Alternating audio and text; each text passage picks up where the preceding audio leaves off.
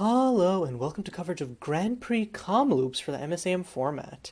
I'm Caillou, and today we're going to be watching the semifinals match between CanterburyEgg, who's on Chop Shops, which is essentially an artifact kind of prison-y style deck, which uses Gleaming Chalice and Lodestone Golem to tax the opponent's spells, and then finishes off with some hefty 4-drop and above artifact threats.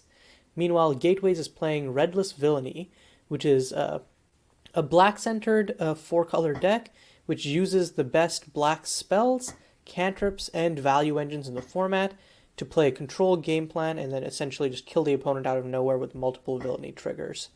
So right now, both of these players have played their way into the semifinals.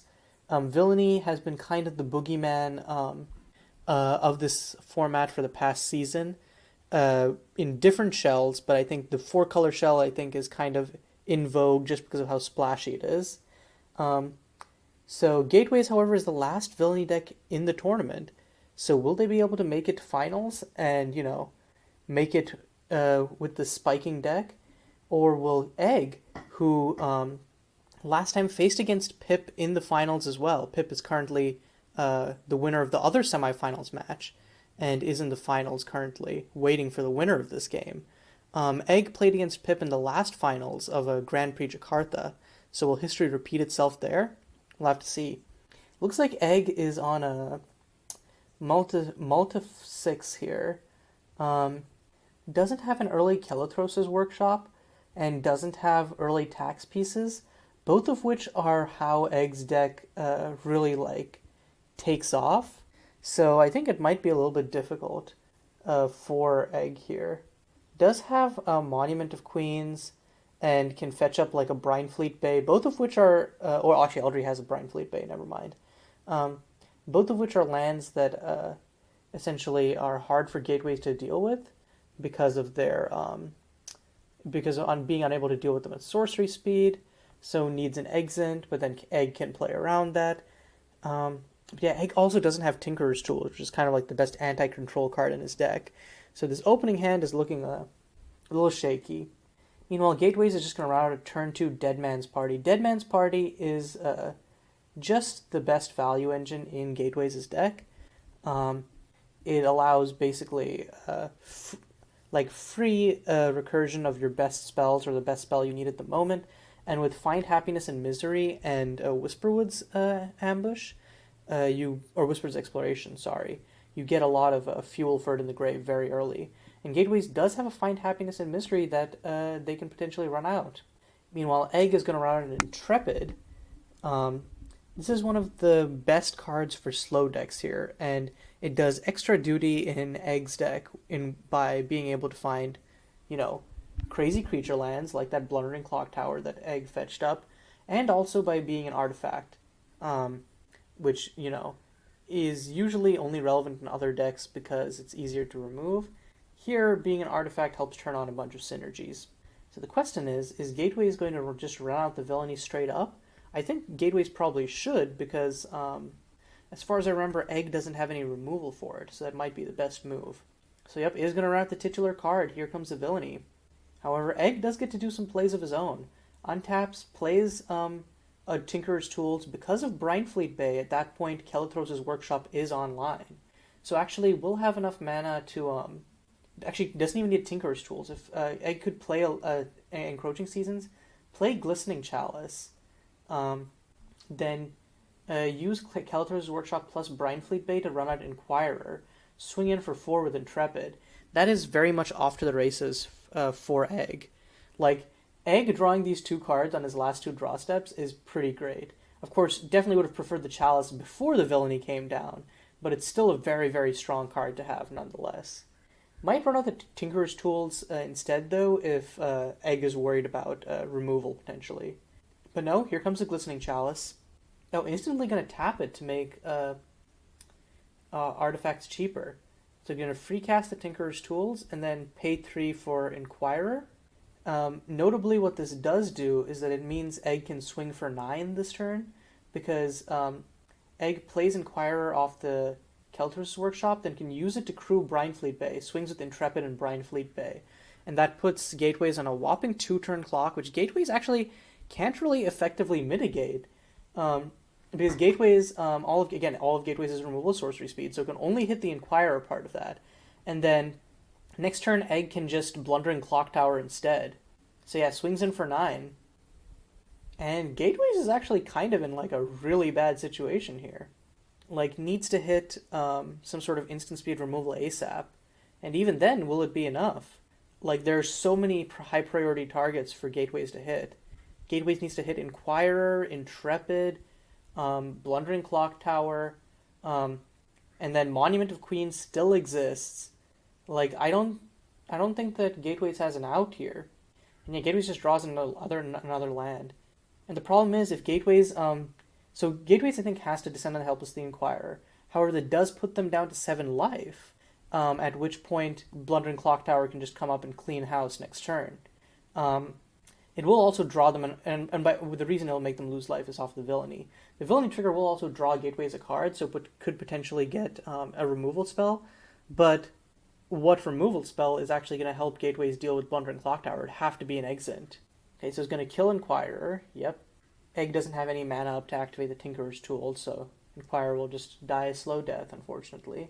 Okay, Villainy trigger on the face, gains 2. Oh, actually, yeah, gaining life here off the non-creatures is important.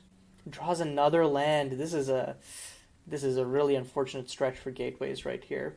Okay, you're gonna find Happiness and Misery, hit Egg for 2 in the face. Needs to draw an Exit, otherwise I think they just lose. It's a Whisperwoods. Yeah, it doesn't have any mana to cast anything more this turn. And what's gonna happen is you're gonna pass back. Egg just cruise Brinefleet Bay with the Intrepid, makes Blundering Clock Tower into a creature, swings for 12, Gateways dies. That doesn't play around Exit, obviously, but I think there's no reason for Egg not to go for it, I think is just the reality. Because you can just sack, and actually, it does play around Exit because Intrepid will be a creature, so you can sack... Oh, no, okay, it's just going to swing with Intrepid plus Blundering Clock Tower. I think it would have been better to crew the Brinefleet Bay, because even if Gateways exits in response, you're totally fine with it, because so you animate and because then you just sack the Intrepid and then you still win. See, that went from Egg having like a kind of subpar hand to Egg's lands kind of just putting in a extreme beating right there. I think that like Brinefleet Bay and more so Blundering Clock Tower being so cheap and being such a huge like swing in terms of the reach it gives you is just insane. Like 7 damage for 2 mana is crazy reach if you know that your opponent can't really interact with you on a meaningful axis. So yeah, let's see what sideboards are going to look like before game 2. So for Gateways, I think I actually don't like Singularity's Grasp is an easy slam dunk bring in. Memento Mori... No, actually, no, not Memento. You definitely want Demon Worthies to be able to just point and click the lands. Other than that, I'm not sure. I think Sing's Grasp and Demon Worthy are the 3 things that I would bring in here. Taking out... I'm not certain. I might take out some of the more value-y pieces, like... I think No Rest being so expensive, I think it's easy to justify taking out, like, Xanagan, No Rest, and then just kind of being content with Villainy, Intrepid as your win cons. So yeah, that's my call for Gateways' sideboarding. Meanwhile, for Egg, definitely versus Villainy decks, and especially because this one has Deadman's Party, it's probably going to bring in the Festival of Fading Lights. And what number, I don't know. But I know that Egg has basically been always siding out the Moonlight Sanctums, has been very lucky not to draw them, because I think they're one of the worst cards in his deck. So he hasn't been really drawing them game 1, has been always siding them out. So I think I've heard him sing the praises of Shining Crusader, so that might be an easy switch. And then Gilded Gearhulk to be able to kill Villainies, Soulgate for the Grave, Festival of Fading Lights. Like, Egg just has too many options, and I don't know what he's going to choose. So it looks like Egg on the draw started off with a turn 1 Warded Tome, hasn't drawn it yet, or used the draw off of it yet. Gateways is going to find Happiness and Misery. Looks like Gateways did bring in Duress, interestingly, or I don't know if Gateways had those main, but weird anyways. On end, Egg is going to crack the Warded Tome, So only two lands here, interestingly, but we'll be able to either double Warded Tome or okay, it's going to Glistening Chalice. Okay, actually Glistening, yeah, you just Glistening Chalice, make all of your spells cheaper, dump Warded Tome, Wilted Lotus, and yeah, that's actually big money. And Glistening Chalice turn 2 also means that even if you don't draw a land, you have access to Intrepid turn 3. And Gateways is evidently surprised about this crazy triple warded tome opener.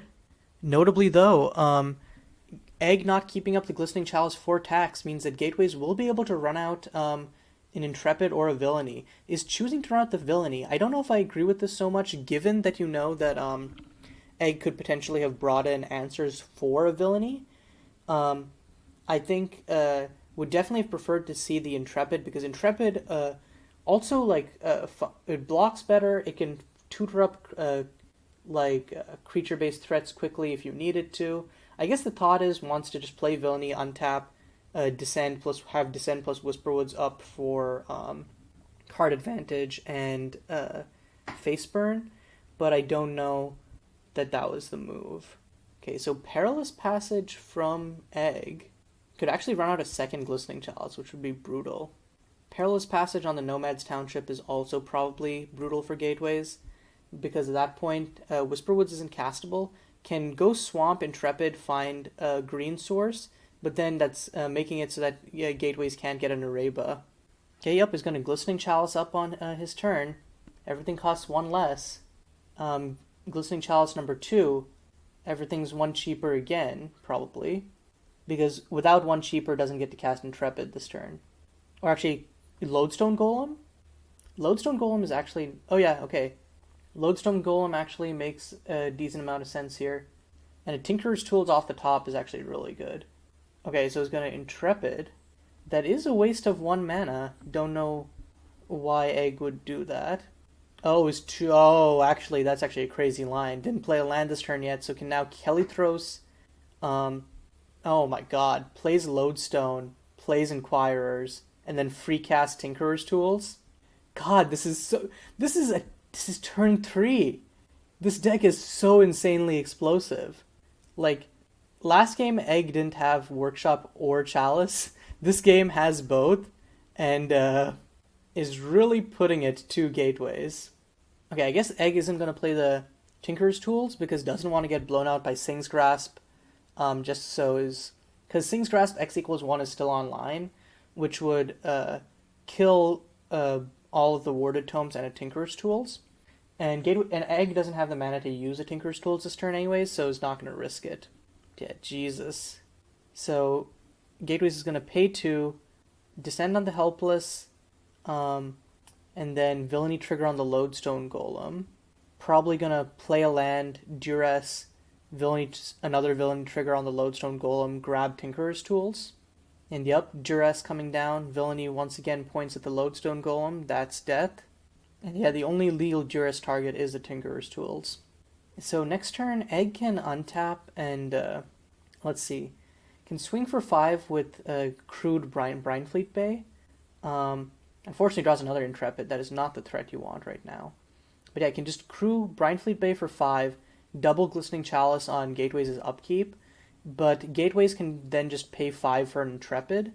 Intrepid can chump the Brinefleet Bay but can't kill it until Gateways has instant speed Whisperwoods Exploration. But I don't know. So yeah, I think if I was Egg, I would just destroy the Nomad's Township. Or, I guess, oh no, it's going to swing in with Intrepid, not going to crew the Brinefleet Bay. Not sure as to the reasoning behind that. Does he need that mana for anything? No? Okay. I'm surprised by the no Brinefleet Bay. And on upkeep is going to double Glistening Chalice. Isn't even using the Perilous Passage. I'm not sure what to make of this play by Egg. Because Perilous Passaging Gateways could have stopped this Whisperwoods from happening. Okay. So ideally, Gateways wants to hit a Pithwilt here. And right as I say it, last card milled is a Pithwilt. So this is still on top of the Glistening Chalice triggers, so won't have to pay 2 more to just instantly murk Intrepid. Gateway saying, "God, this is hard," as though yeah, as though Pitbull isn't the only answer. Like, wait, what else is even in Gateway's graveyard? Like, oh, it also kept the Xanagan in. Interesting. But yeah, none of the other cards in grave are as good as Pitwilt. And oh no, doesn't Pitwilt? Because if you hold priority after the Whisperwoods, can't you Pitwilt again, still in response to the Glistening Chalice triggers? And that way, Gateways could have killed the Intrepid. I'm not sure if I'm misinterpreting that, but I think so. And oh no, and Gateways is trying to run out the Pitwilt on the Glistening Chalice. But again, doesn't have the mana to do that because Pitwold costs 4. So Gateways can't play anything and just has to pass. So it looks like on upkeep, Gateways is going to try and kill the Glistening Chalice. I think that would be a mistake. Yeah, okay, he's going to do that, but I think this is a mistake because, like, Intrepid crewing Brinefleet Bay makes it so that Brinefleet Bay just goes over Intrepid. You can't block it. Because I think Gateways' thought is, well, I can just play Intrepid number 1, trade it, Intrepid number 2 off to the races. But Brinefleet Blade just goes over, unless Gateways just forgot about it. Oh, and a Zadina Bazaar from Egg also makes it so that Egg can get some value out of these early warded tomes. Yeah, no reason not to immediately crack a tome. Let's see what Egg hits. Oh, and gets a second chalice to replace the existing one. So yep, it's just going to play it out using the early Kelithros mana plus the early Glistening Cheapening. Okay, this time Egg does crew Brinefleet Bay with Intrepid, swings for 5.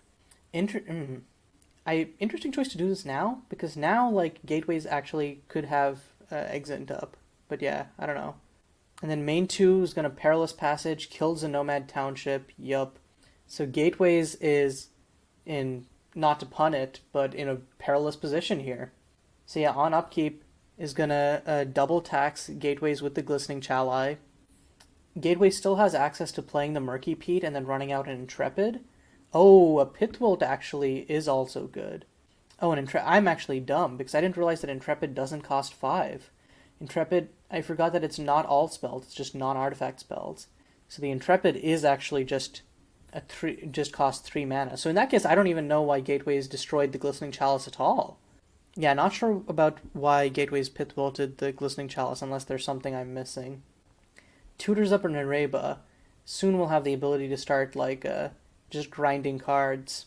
So now Gateways on upkeep gonna Pitwilt what now? I think Zadina Bazaar and Intrepid are both valid targets. Okay, so he's gonna hit the Zadina Bazaar. Egg can still just crew the Brinefleet Bay and start throwing that at Gateways, though. Also, in response, why Egg drew 2 cards there is in response to the Pitwilt, Egg sacked Bazaar to itself, draw a card. So, Shining Crusader, let's see, has the mana to... Yeah, so it's going to activate, crew Brinefleet Bay, swing in for 5, and then main 2 can just Kelly Workshop Shining Crusader. Egg saying that was a mistake. Not sure what Egg was referring to. So now has Shining Crusader plus Intrepid, Shining Crusader plus Brinefleet Bay is 5. Then can animate Blundering Cock Tower, that would be 8 plus 7, 15. So Gateways has to have 2 Villainy triggers this turn. Well, Villainy number 1 will do it. Puts Gateways up to 13. Can't kill the Shining Crusader because of its protection from all colors, though.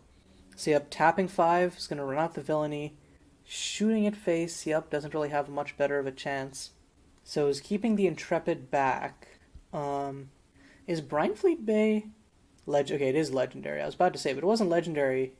Do some crazy stuff. Heart of Zadina doesn't really need the mana. Or I guess could use the mana to untap Warded Tome. That is actually a consideration. Also, because of that Intrepid, can't actually just swing in willy-nilly. So it's going to use the Shining Crusader, crew Brinefleet Bay, swing with Intrepid. Oh, and then, yeah, would have been if Egg had turned on Blundering Clock Tower, it still would have been one mana off. Or sorry, not 1 mana, 1 damage off. Gateways would be at 1 life. Okay, so trades Intrepids with Gateways. Both players little knowing that they're like, mwahaha, This trade is beneficial because I have an Intrepid stuck in my hand. So Gateways draws 2 cards because of the Villainy triggers. Main 2, Kelly Workshop runs out the Intrepid number 2. Does Blundering Clock Tower? Yeah, Blundering Clock Tower is not a legendary, so we'll actually be able to get a second one to close out the game next turn if needed. No, okay, he's going to get a Perilous Passage. I guess just shoot the Nereba or Arctic Mine. Arctic Mine just to turn off the white. Okay, makes sense. Just color screw Gateways, and Gateways will already be mana screwed anyway, so it won't be able to activate Nereba. Gateways does have this 3rd Villainy, though. So next turn, Gateways can go 3rd Villainy, double Shock Face, go back up to 9. Then has an Exit on Egg's turn. Can double shock Egg, or no, actually triple shocks Egg. So Gateways might just be able to pull this through with the Villainy triggers. It looks like In Response is going to exit. I think that this is a mistake. The reason being that is that you want to get the max value off of it, so you want to play, or I guess unless Gateways is not planning to Villainy, unless Gateways is just planning to Intrepid, in which case this play makes sense. So it's going to sack the Brinefleet Bay to exit, presumably because Egg has a second one and that Brinefleet Bay has haste anyways.